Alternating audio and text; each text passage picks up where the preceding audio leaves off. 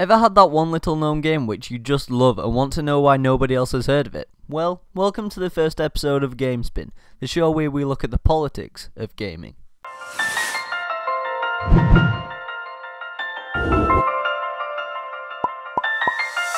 Gaming is a business, and the aim of every business is to make money. This has been made abundantly clear in the past few years, with questionable DLC and microtransactions seen in games such as the Arkham Knight, FIFA and much of the mobile space, as well as unfinished games being falsely marketed to make a quick buck off the consumer. Despite this though, there are a few shining lights who, while not always being the case, generally put the experience of the gamer and the joy of the game before simply making profits.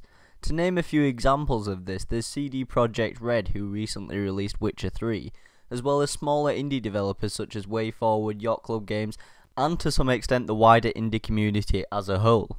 In this episode, I hope to tackle the subject of whether indies are helped or hindered by the looming presence of AAA games, which we see more and more present on digital gaming platforms as we move to an age in which our gaming products are consumed more year on year in a digitally distributed format. Firstly, let's take a look at a common economic theory called trickle-down economics.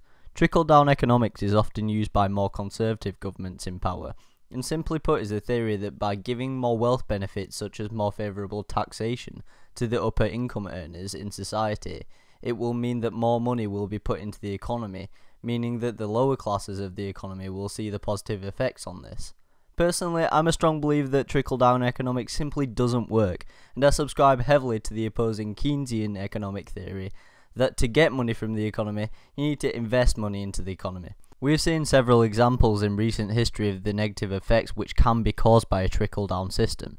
For example, under Thatcher's British government, unemployment reached a high peak of over 3 million when she was in power, with the unemployment staying very high year on year for her time in office.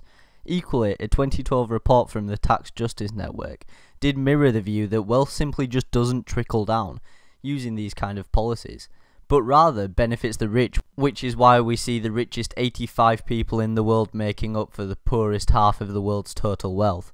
To put that into perspective, if you were to split the wealth of those top 85 people in the world equally, then the wealth of one person in that group would be approximately equal to the wealth of 82,352,940 people around the world. That's frankly too big to even put into a graphic. Having an opinion on it in the wider political and world stage is all well and good, but this show is about politics and gaming, so let's apply this to games. I realised a short while back that it's actually quite easily transferable when you take the basic premise that the benefit of the elite, of the people at the top, in turn benefits those lower down. This rings true in the game industry, with AAA games being those ruling elite, and the indies being the seemingly lower echelons in the gaming industry. First, let's take a look at the Wii U eShop, which is an online marketplace I would place in the middle of a scale of how much indies are highlighted in comparison to the AAA titles, as well as other software. On the Wii U eShop, there are clear efforts to push indie titles such as the recent Epic Indie Sale. This only makes sense due to the lack of affluence when it comes to third-party support on the Wii U. To counter this though, Nintendo also has more of a focus upon its own AAA titles as well as the Virtual Console than indie offerings on the Wii U, with indie titles only taking up a relatively large spot on the eShop for its debut week, or even a few weeks if it's a big title such as Shovel Knight, Shantae or Affordable Space Adventures. Knowing the Wii U has quite the balance with Virtual Console and first-party DLC seemingly being what tempts people onto the eShop mostly, does this positively affect sales of indies? Well, in short, the answer seems to be no. At GDC this year, Mike Rose of Tiny Build Games talked of his research into indie sales on many of the various marketplaces, and when speaking of the Wii U, his comments were mixed for sure, saying that often games will gather many sales in their first few weeks, and then drop off significantly. This isn't unusual in games. The first few weeks of sales is always the time in which the most sales occur. That's just the industry. But this does show a clear link between the amount of time that an indie game receives a prominent place on the front page and how many sales they gain. It seems that once a game falls into the back pages and lesser traversed sections of the eShop, the fact that other titles, bigger titles, take the spotlight doesn't seem to benefit indies at all in this case, as for the most part people buy the game on the front page and then leave. Not many will scour the back pages for a good game. This also seemingly rings true for the Xbox store, which currently lauds its third-party AAA offerings on the front pages with pride, but sparsely is there a lot of love for the indies, bar the few examples such as Shovel Knight as well as Ori and the Blind Forest.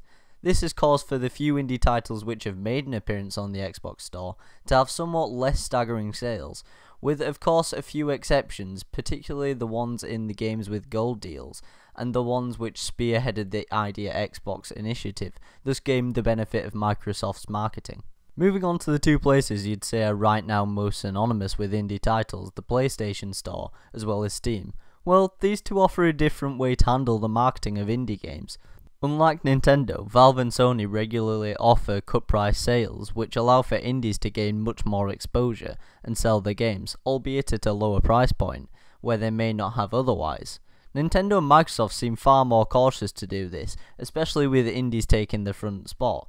Although there are a few, this means that much less spikes for indie game sales are often seen on their stores.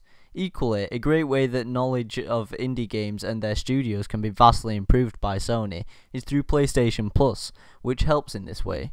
These are the main ways in which these two marketplaces are able to be such a friendly face to indies, and so welcoming, not by pushing their AAA offerings in the hope that the benefits will trickle down to the indies, but rather through creating an equal ground for both indies and the big publishers, as well as their own first-party entries. This of course only makes sense with indie titles becoming year on year a larger part of the industry. If you want my conclusion, then I think PlayStation and Steam, as well as to some extent Nintendo, prove the only way to let indies excel is to give them that vital push, not to hope that benefits given to the big publishers will somehow help the indies in the long run. But what are your opinions? Please tell me, and also, what do you think of this new series called GameSpin? I'd love to hear. Don't forget to like this video and subscribe for more GameSpin as well as Nintendo Know. Thank you very much for watching, bye.